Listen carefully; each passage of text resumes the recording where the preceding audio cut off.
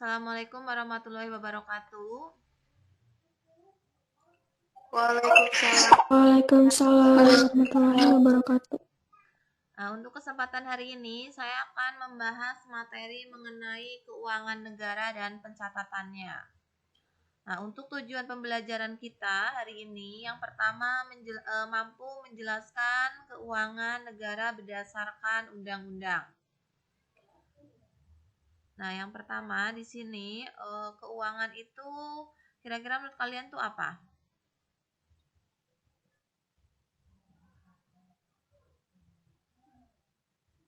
Ada yang tahu keuangan itu apa?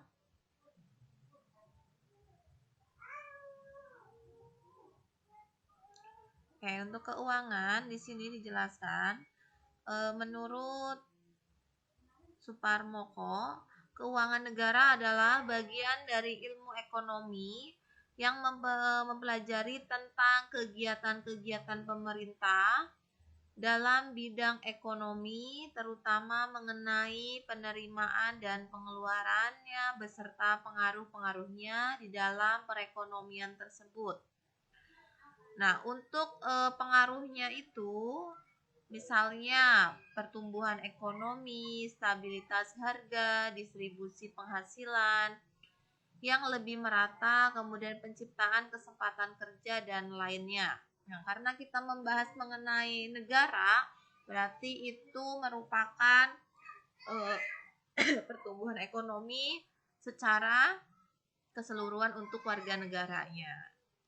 Nah, dalam Undang-Undang Nomor 17 Tahun 2003 tentang Keuangan Negara disebutkan bahwa keuangan negara adalah semua hak dan kewajiban negara yang dapat dinilai dengan uang serta segala sesuatu baik berupa uang ataupun barang yang dapat dijadikan milik negara berhubungan dengan pelaksanaan hak dan kewajiban tersebut. Nah, jadi ini dijelaskan di sini dalam Undang-Undang Nomor 17 Tahun 2003. Jadi di sini untuk hak dan kewajiban negara itu berarti menyetabilitaskan harga barang, kemudian kita harus meningkatkan pertumbuhan ekonomi. Nah, itu adalah tugas dari suatu negara. Nah, di sini juga dijelaskan mengenai pendekatan yang digunakan dalam merumuskan keuangan negara adalah dari sisi objek, subjek, proses, dan tujuan.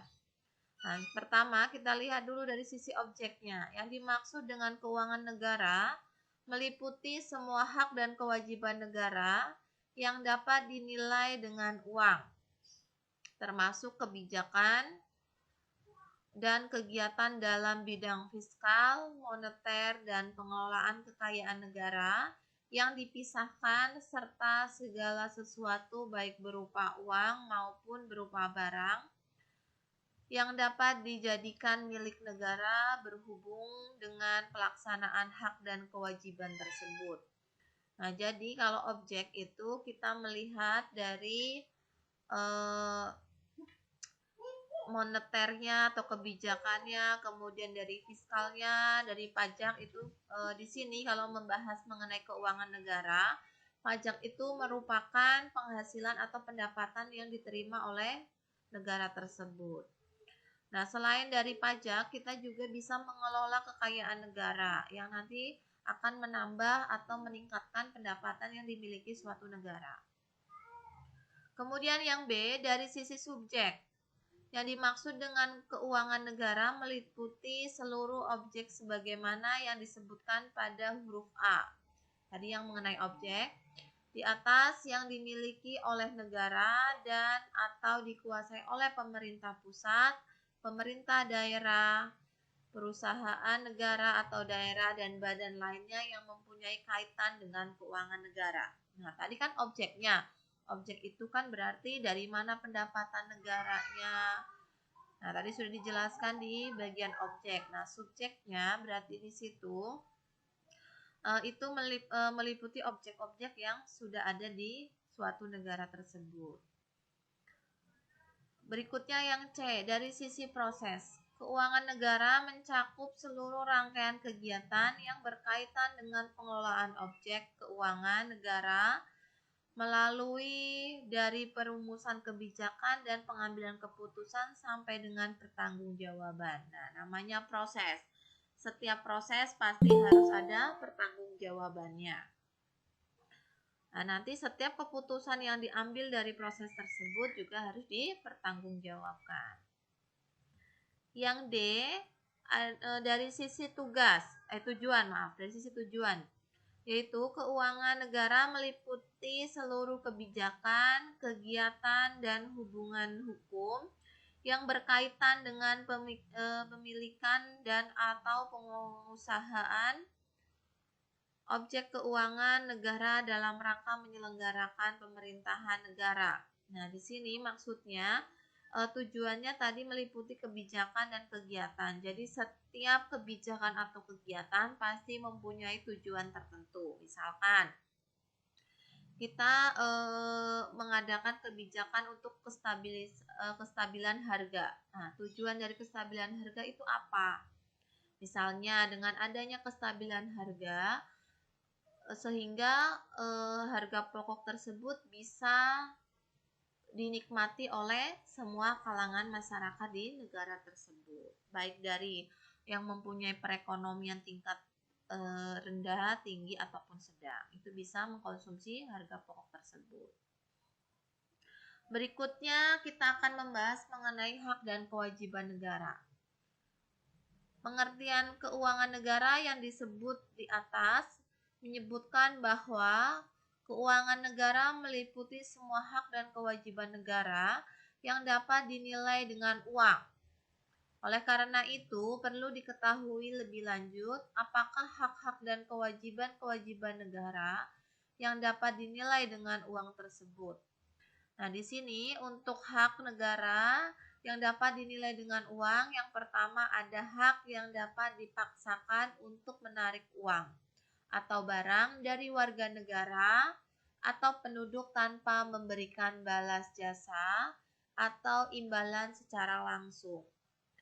Nah, berdasarkan penarikan ini didasarkan pada perundang-undangan. Jadi setiap hak yang dipaksakan oleh pemerintah pasti ada undang-undang yang mengaturnya. Contohnya di sini, penarikan dana ini adalah pajak, kemudian bea, kemudian ada cukai, ada retribusi, ada iuran, dan lain sebagainya. Itu semua ada undang-undang yang mengaturnya.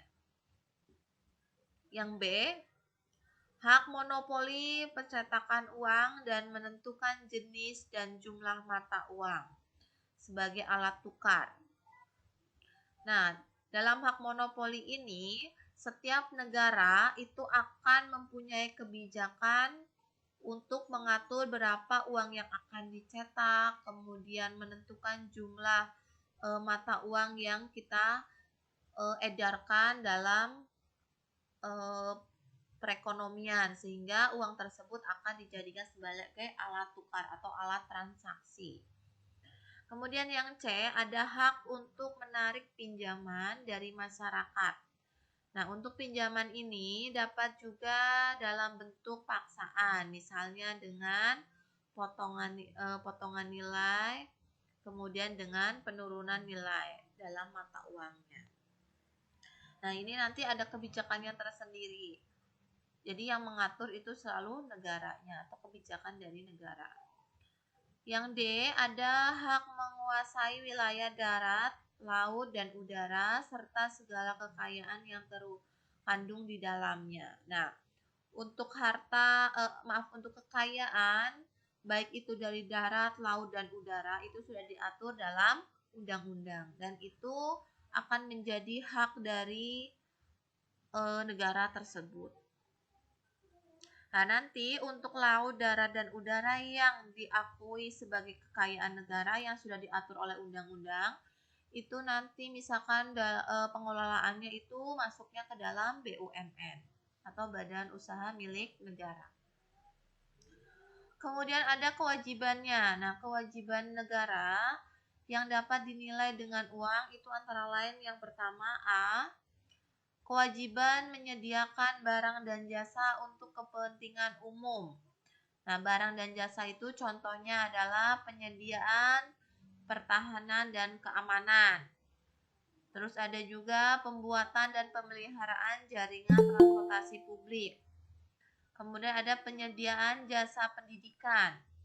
Ada penyediaan jasa kesehatan dan ada penyediaan dan pemeliharaan fasilitas untuk kesejahteraan sosial atau perlindungan sosial. Nah, di sini dari masing-masing kewajiban yang wajib diadakan oleh suatu negara, ini semata-mata tujuannya adalah untuk kesejahteraan masyarakatnya.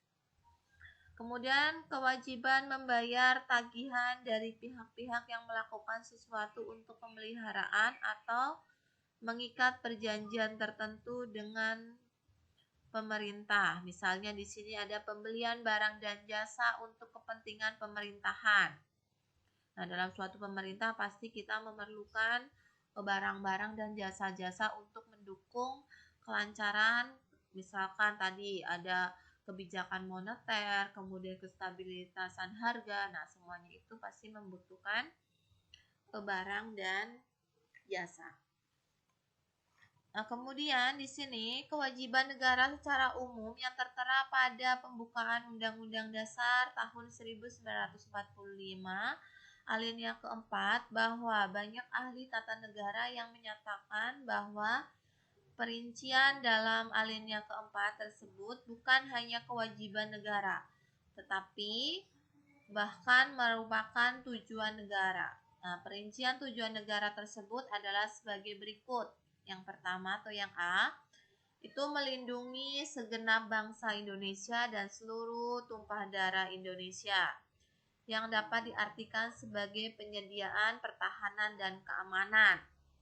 Yang B, memajukan kesejahteraan umum, antara lain terkait dengan penyediaan sarana ekonomi, perhubungan, transportasi, kesehatan, dan sebagainya.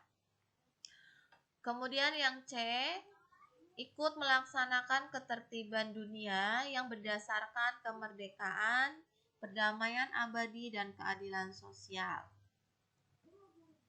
Berikutnya ada asas-asas Undang-Undang Pengelolaan Keuangan Negara.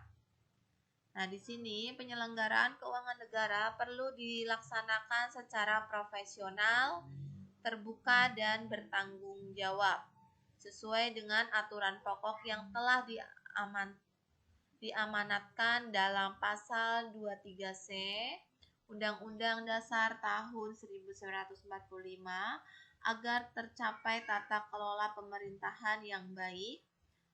Nah, di situ ada asasnya. Asas umum pengelolaan keuangan negara adalah asas tahunan, asas universalitas, kemudian ada asas kesatuan dan asas spesialitas. Nah, di sini ada asas baru dalam pengelolaan keuangan negara yang berasal dari penerapan kaidah yang baik, antara lain adalah asas akuntabilitas berorientasi pada hasil, kemudian ada profesionalitas, ada proporsionalitas, ada keterbukaan, dan ada pemeriksaan oleh badan pemeriksaan yang bebas dan mandiri. Nah, di sini untuk asas-asasnya itu wajib untuk ada karena tujuan kita adalah tadi keprofesionalitasan, kemudian keterbukaan, dan bisa dipertanggungjawabkan. Makanya dalam sekolah kita selalu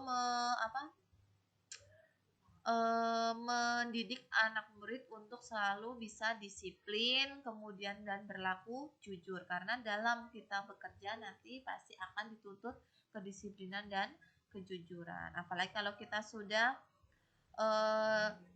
berada di sisi atau berada di pekerjaan yang berhubungan dengan keuangan atau pembukuan. Hal yang paling utama itu adalah kejujuran dan kedisiplinan. Yang keempat ada penguasaan keuangan negara. Berdasarkan Undang-Undang Keuangan Negara, kekuasaan atas pengelolaan keuangan negara dapat dibedakan sebagai berikut. Yang A itu ada presiden. Presiden adalah pemegang kekuasaan umum pengelolaan keuangan negara sebagai bagian dari kekuasaan pemerintah. Nah, di sini kekuasaan itu meliputi kekuasaan yang bersifat umum dan ada pula yang bersifat khusus. Kemudian ada B, Menteri Keuangan. Adalah pengelolaan fiskal dan wakil pemerintahan dalam kepemilikan kekayaan negara yang dipisahkan. Nah, di sini sebagai pembantu presiden di bidang keuangan, Menteri Keuangan Pemerintah Republik Indonesia di sini ada berdasarkan Undang-Undang Nomor 8 pada pasal 8 Undang-Undang Nomor 17 Tahun 2003. Menteri Keuangan sebagai pengelola fiskal mempunyai tugas sebagai berikut. Ada 8 tugasnya. Yang pertama itu menyusun kebijakan fiskal dalam kerangka ekonomi makro, kemudian menyusun rencana APBN, mengesahkan dokumen pelaksanaan anggaran, melakukan perjanjian internasional, melaksanakan pemungutan pendapatan negara, kemudian melaksanakan fungsi pembendaharaan umum negara, kemudian ada menyusun laporan keuangan, dan yang terakhir melaksanakan tugas-tugas lain di bidang pengelolaan fiskal berdasarkan ketentuan undang-undang. Nah, karena kita membahas mengenai akuntansi lembaga atau instansi, semuanya berarti berdasarkan undang-undang yang berlaku. Kemudian untuk C, ada menteri dan pimpinan lembaga adalah penggunaan anggaran atau penggunaan barang. Setiap menteri dan pimpinan lembaga pada hakikatnya adalah Chief Operation Office. Nah, di sini bagi departemen dan negara yang dipimpinnya, oleh karena itu Menteri Keuangan sebagai pimpinan Departemen Keuangan mempunyai posisi rangkap selain sebagai pengelola keuangan negara, yaitu juga sebagai penanggung anggaran atau pengguna anggaran. Nah, di sini dijelaskan dalam pasal 9 Undang-Undang Nomor 17 Tahun 2003. Nah, kalian nanti bisa baca ada 5 di sini. Yang pertama itu ada menyusun rencana, menyusun dokumen anggaran, kemudian melaksanakan anggaran, melaksanakan pemungutan penerimaan anggaran, kemudian ada mengelola piutang dan utang negara. Maaf, di sini ada 8. Yang keenam ada mengelola barang milik atau kekayaan negara, kemudian menyusun dan menyampaikan laporan keuangan dan melaksanakan tugas-tugas lainnya yang didasarkan pada undang-undang. Kemudian D-nya ada gubernur, bupati, dan wali kota.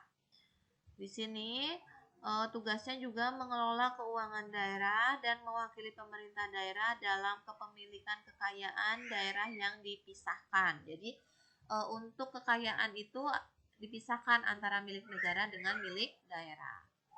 Kemudian yang E, selain dalam hal tugas menjaga kestabilan nilai rupiah, tugas menetapkan dan melaksanakan kebijakan moneter serta mengatur dan menjaga kelaksanaan sistem pembayaran dilakukan oleh Bank Sentral, yaitu Bank Indonesia. Nah, mungkin itu dulu yang bisa saya sampaikan. Nanti silakan dibaca lagi dan dirangkum. Mudah-mudahan penjelasan saya bisa untuk dasar atau untuk pembekalan dalam belajar di rumah setelah kalian merangkumnya. Gitu saja yang bisa saya sampaikan. Nanti kita akan masuk ke sesi tanya jawab. Ya, terima kasih dan wassalamualaikum warahmatullahi wabarakatuh. Waalaikumsalam.